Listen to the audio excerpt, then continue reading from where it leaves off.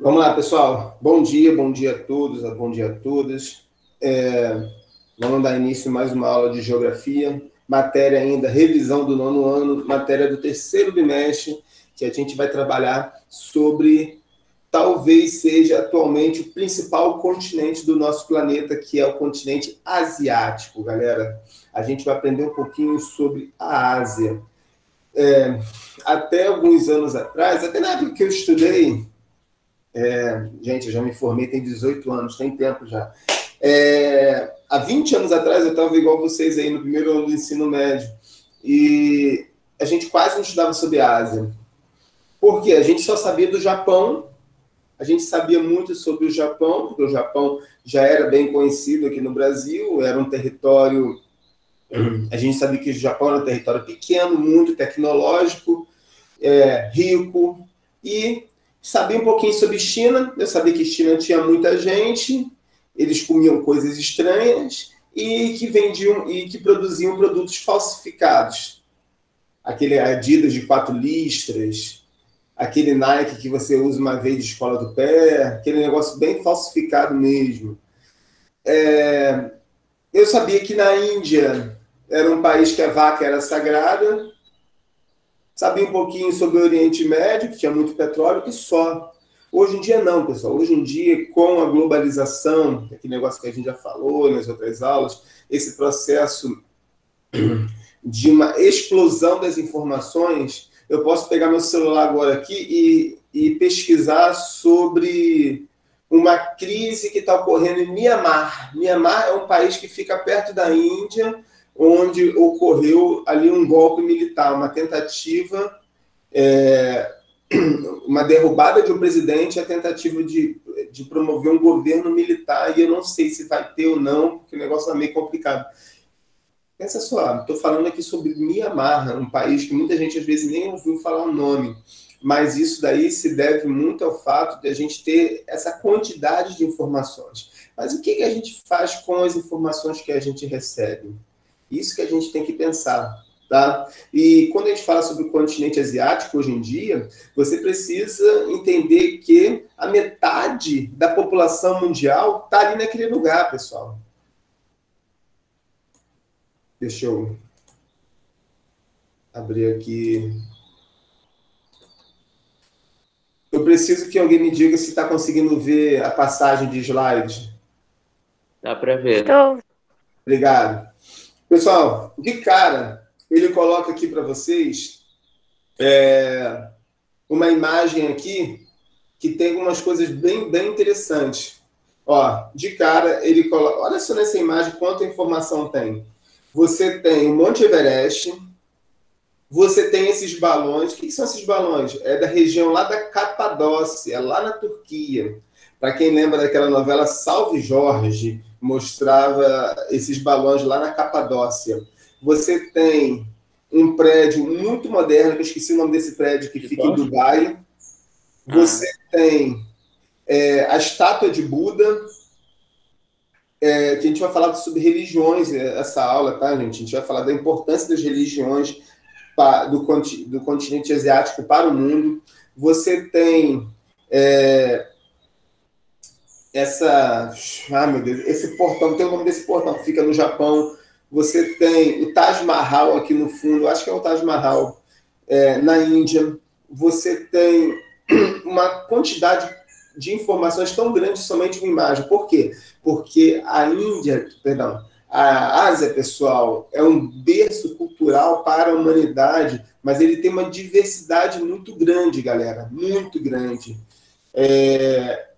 Essa diversidade você vê pelas religiões, você vê a cultura muito diferente.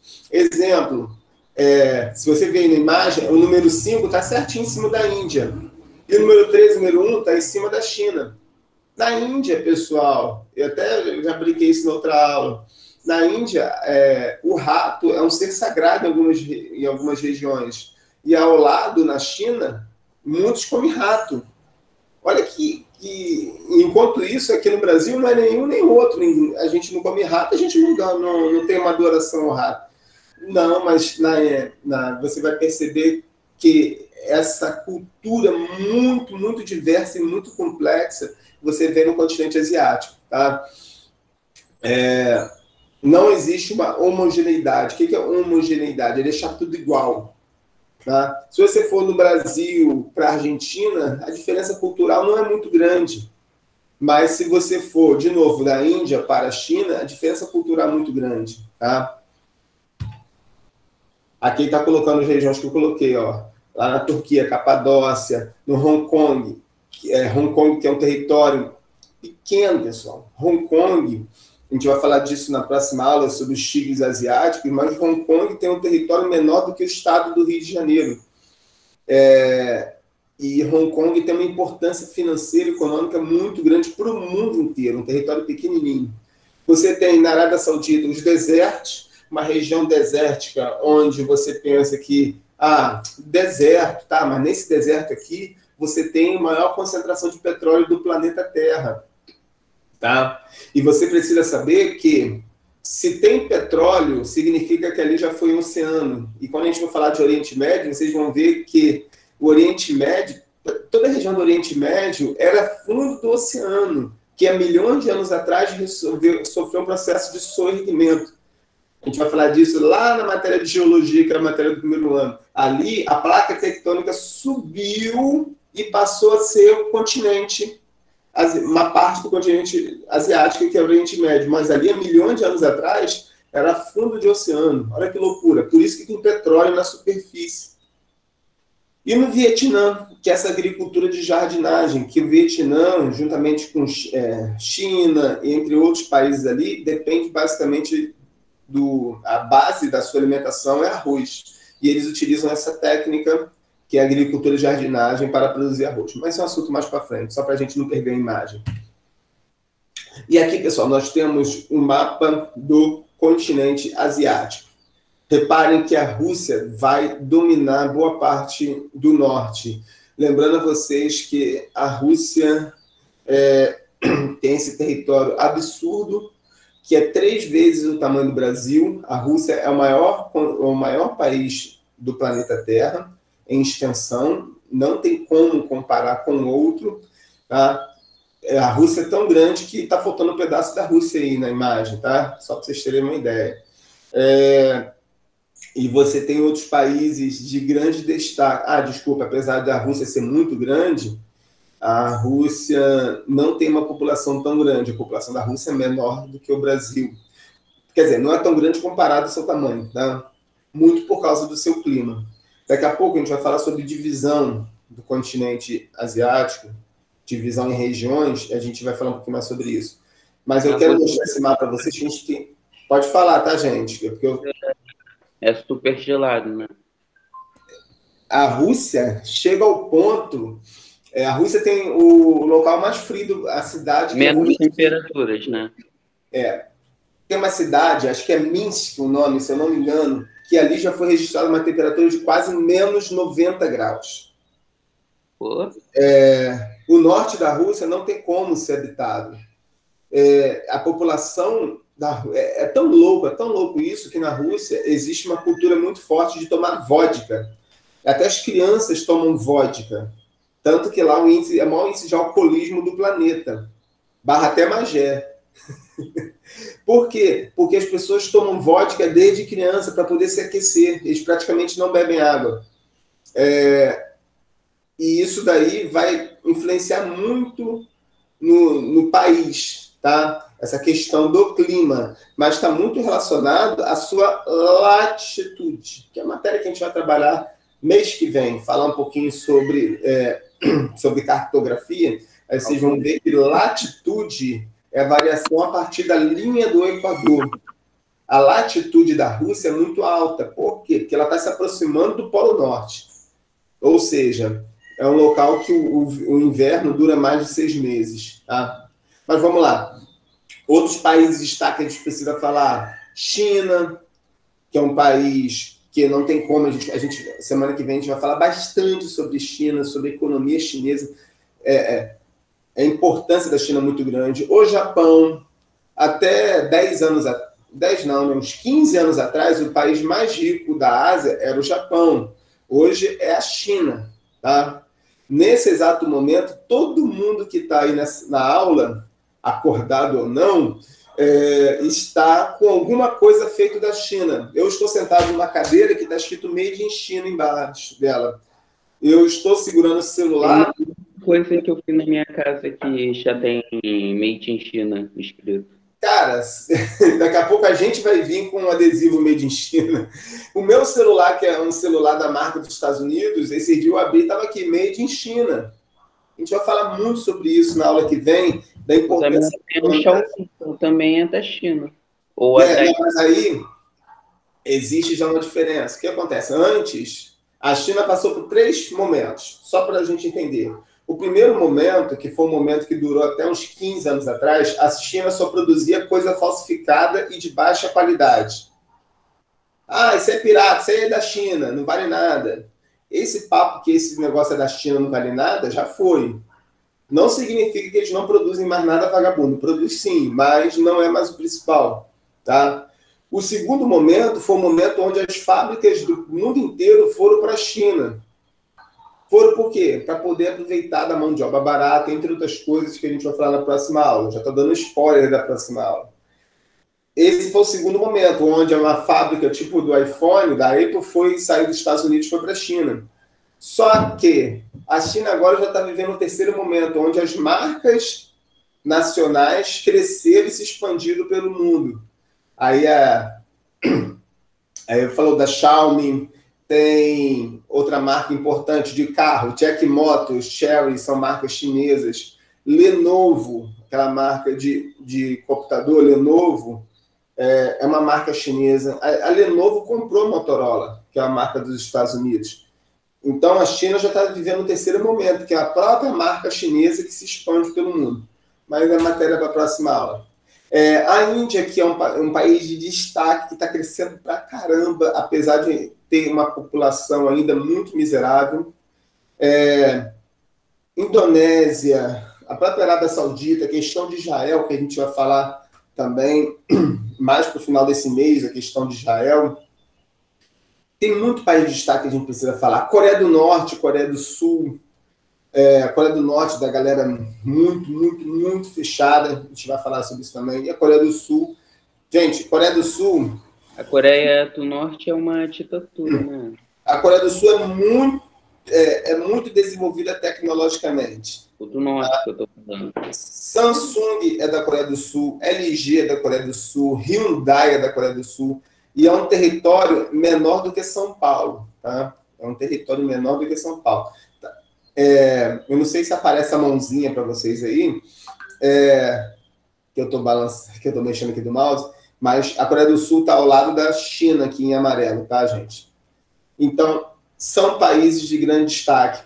E a gente precisa falar muito sobre a questão da população, tá? Galera, mais da metade do planeta Terra está nessa imagem que vocês estão vendo aí.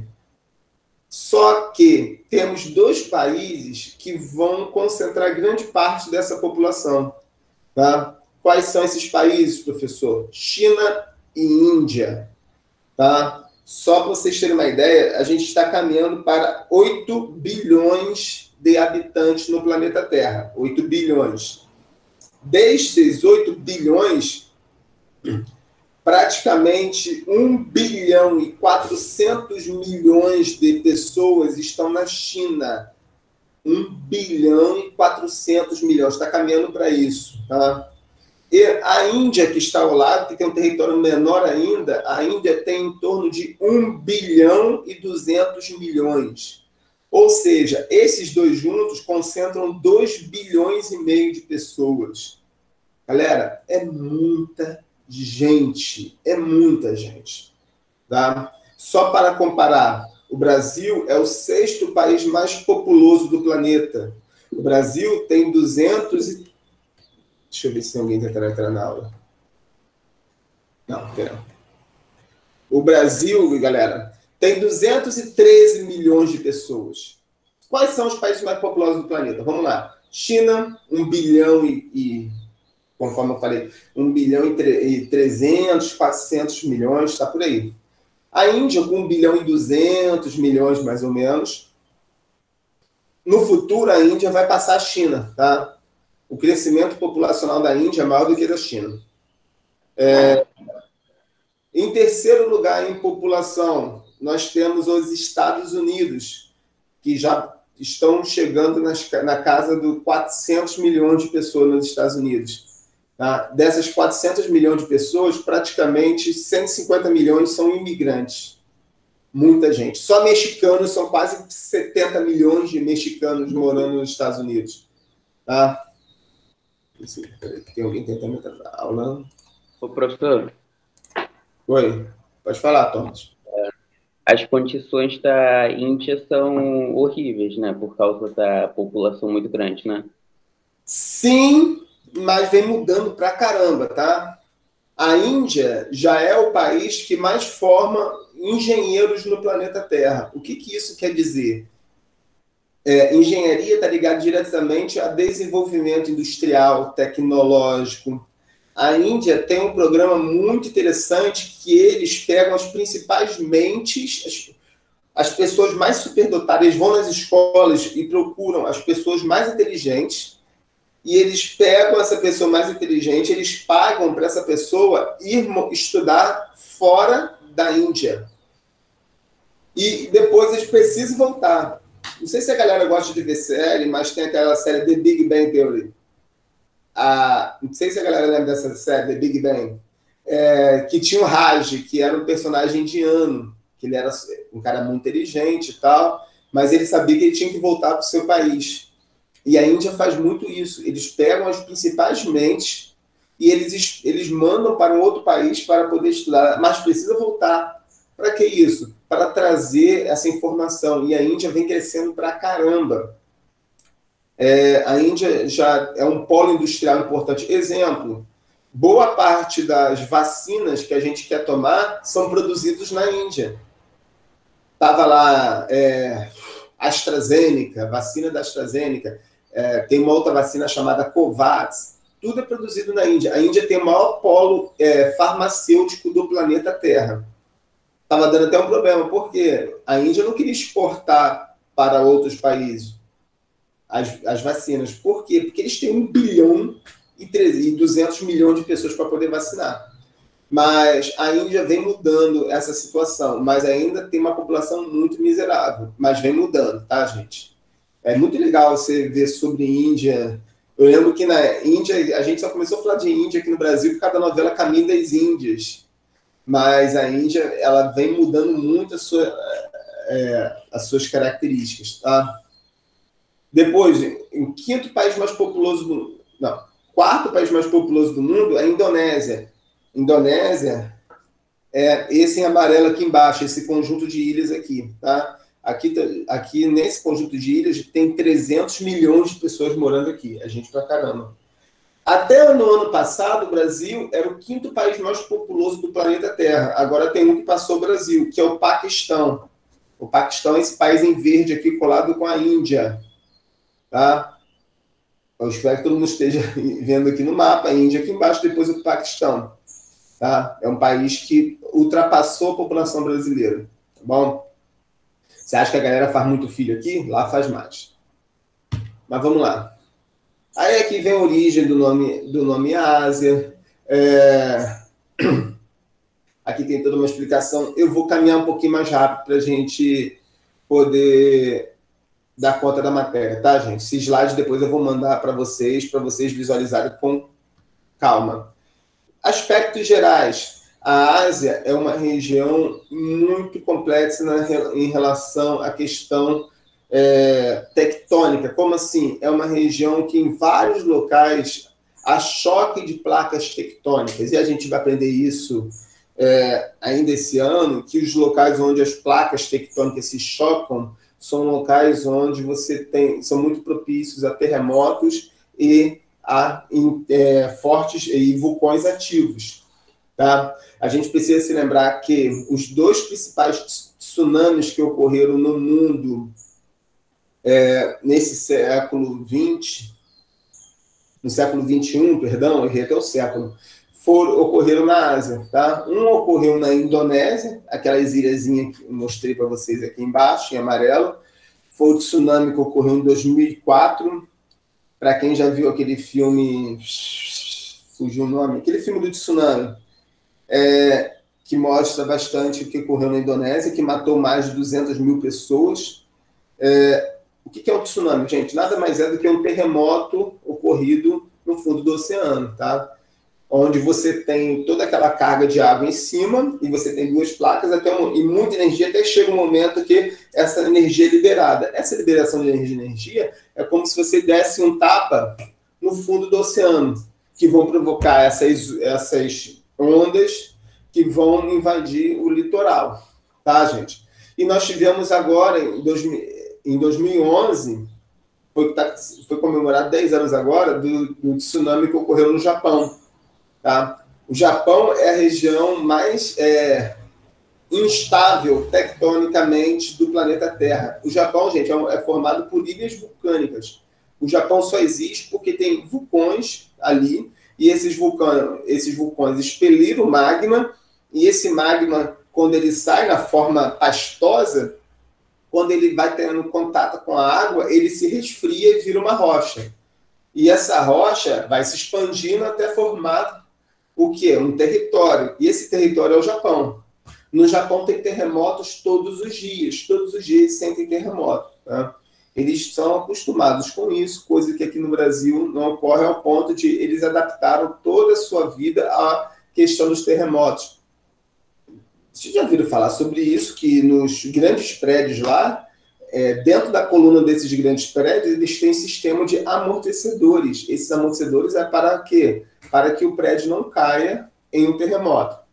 Tá? É uma questão muito, muito complexa mesmo lá na Índia, perdão, no Japão. Mas não é só o Japão não, tá? Japão, Indonésia sofre, você também tem a região do Oriente Médio, a região da Índia, da Cordilheira do Himalaia. O que é a Cordilheira do Himalaia?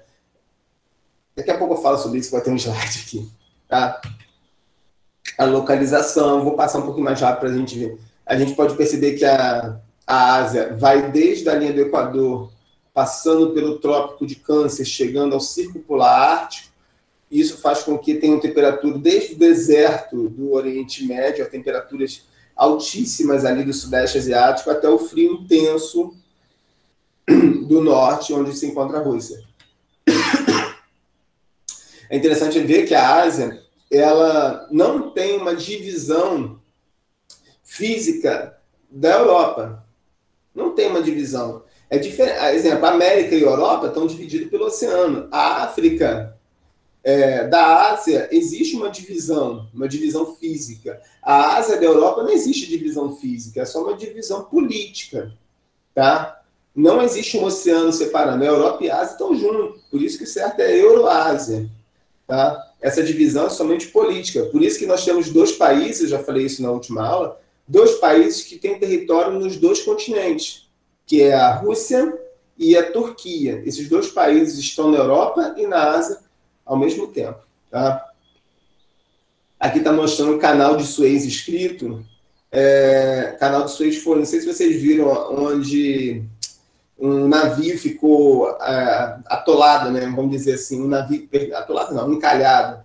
Um navio encalhou semana passada no canal do Suez. E o que é o canal do Suez? Ele liga aqui o Oceano Índico com o Mar Mediterrâneo, tá, gente? Aqui nós chegamos à parte importante. Nós vamos ver que a Ásia, por ser tão grande, a Ásia é dividida em 6 regiões, tá? Exemplo, a América é dividida em 3 partes, América do Norte, Central e do Sul. A Europa é dividida em Europa Ocidental e Europa Oriental. A África, em África do Norte e África Subsaariana. Já a Ásia, não. A Ásia é dividida em 6 partes, tá? Primeiro, o norte da Ásia. Tem uns nomes aqui que a gente vai aprender de outro jeito, tá? Eu devo mandar um material para vocês copiarem, que acho importante. Não, vou mandar não. Desculpa, isso é matéria de revisão. Desculpa, embolei as aulas agora. Eu tenho até um material que tem toda essa explicação, capaz de botar foto para vocês verem como que é essa regionalização. O norte da Ásia também é chamado de Ásia setentrional. Setentrional significa norte, só isso. É onde está a Rússia. Rússia e Mongólia. Não, perdão, só a Rússia. Um frio, que a gente já falou, não tem muito o que falar. Em laranja, você tem a Ásia Central, onde fica Cazaquistão, Paquistão, Quirguistão, Tajiquistão, são os países que terminam em ão. Ó, Afeganistão, Paquistão, Quirguistão, Tajiquistão, Turcomenistão. É tudo nome de país, tá, gente? São os países da Ásia Central, são países de formação desértica, são países não tirando... a população não é tão grande, são países que até o fim da Guerra Fria eram países que faziam parte da União Soviética. Tá? Depois você tem o Oeste da Ásia. Esse Oeste da Ásia eu prefiro chamar de Oriente Médio. Região também desértica, de intensos conflitos, muito conflito, muita questão religiosa e também muito petróleo. É chamado de barril de pólvora do planeta, tá, gente? O Oriente Médio. Por quê? Ao mesmo tempo que tem uma importância absurda para o mundo por causa do petróleo, é uma região de intensos conflitos. Tem questão religiosa, tem questão cultural, tem questão econômica, terrorismo e por aí vai. A gente vai ter uma aula só sobre o Oriente Médio, tá, gente? Aí você tem o leste da Ásia, que a gente chama de Extremo Oriente, tá? China, Japão, Coreia do Norte, Taiwan, Singapura e por aí vai. Tá? Alguns desses países a gente vai falar com mais características na próxima aula. Você tem o sul da Ásia, em amarelo, também chamado de Ásia Meridional. O que significa meridional, professor? Sul. Setentrional significa norte. Meridional significa sul. Tá, gente? Só isso. Ásia Meridional é uma Ásia importante para a gente entender, principalmente por causa do seu clima, que eu pretendo ainda falar ainda nessa aula. Tá? Mas a Ásia Meridional, o principal país de principal destaque mesmo ali é a Índia. E o Sudeste Asiático, formado por esse conjunto de ilhas absurdas, onde você tem países importantíssimos, como Indonésia, como Filipinas, como... Está me começando a dar branco já. Entre outros, Mianmar já pega um pouquinho do Sudeste Asiático, Vietnã, é uma região muito populosa. Tá? Aqui vem falando um pouquinho das características dele. O mapa político. Os principais... Aqui é o canal do Suez, tá, gente? Essa última imagem aqui, ó, aqui embaixo, mostra o canal do Suez. Olha esse canal aí. Esse canal liga o Oceano Índico ao Mar Mediterrâneo. É um canal artificial, ou seja, foi o ser humano que abriu.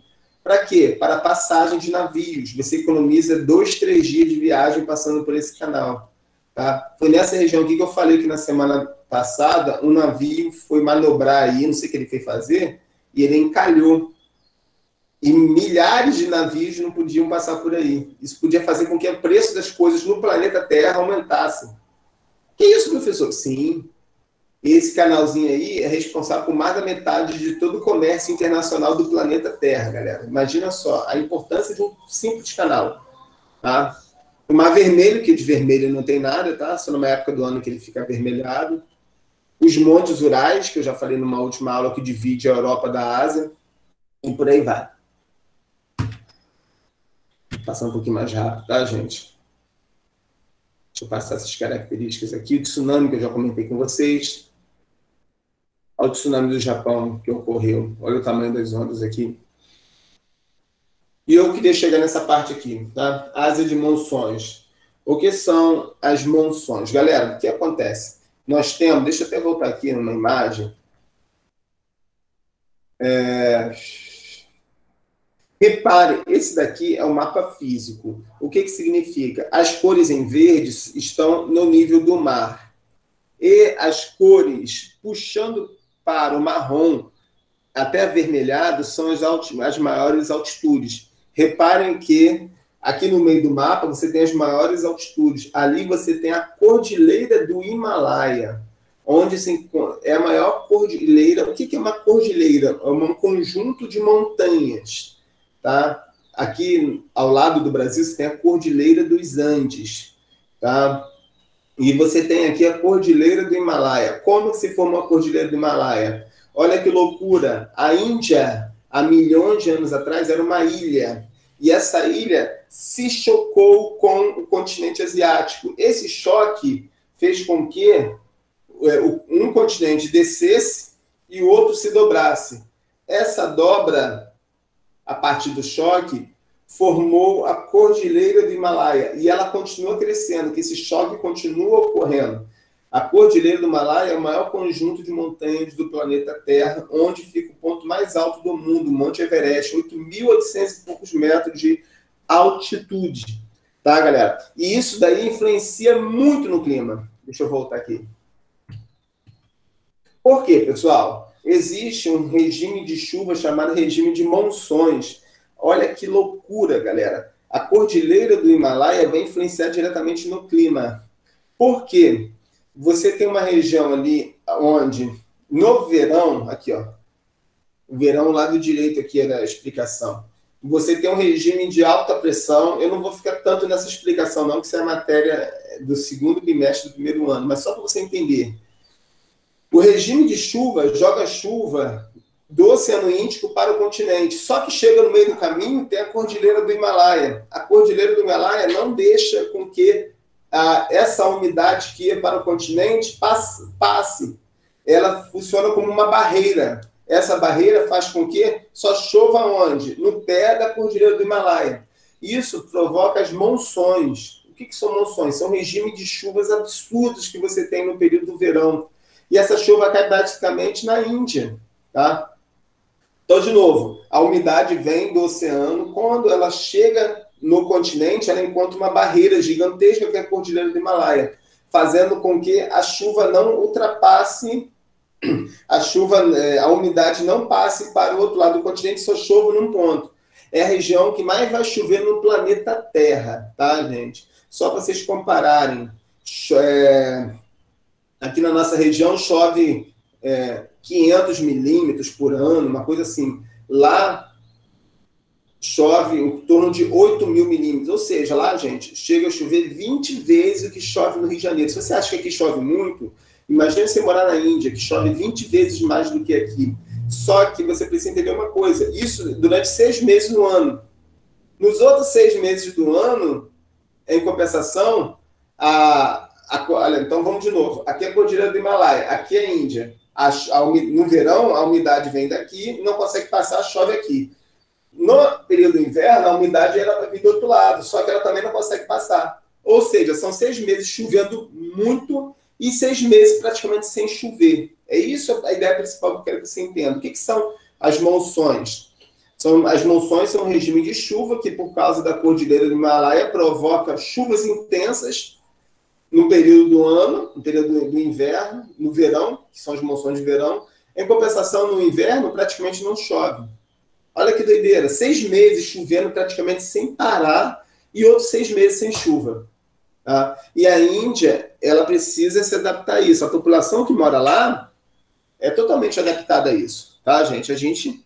Galera, sabe aquele temporal que está alagando tudo? Que o valão transborda, que a rua atrás do batalhão ali em Magé enche ali onde era o posto de gasolina, na praça. Galera, essa chuva ocorre algumas vezes no ano. Lá na Índia, chove assim praticamente direto durante 6 meses. Em compensação, nos outros 6 meses, é um período sem chuva. Tá? A formação do Himalaia, toda a explicação que eu já dei para vocês. Tá? Deixa eu só... Eu tenho 5 minutos. Eu só queria passar um negocinho aqui para vocês.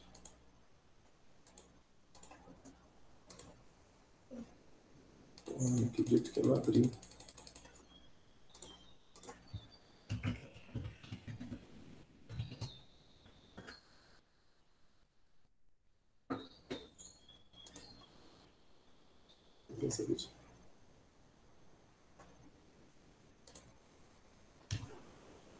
Deixa eu botar um outro slide aqui rapidinho. Eu pensei que eu tinha aberto, mas eu não abri.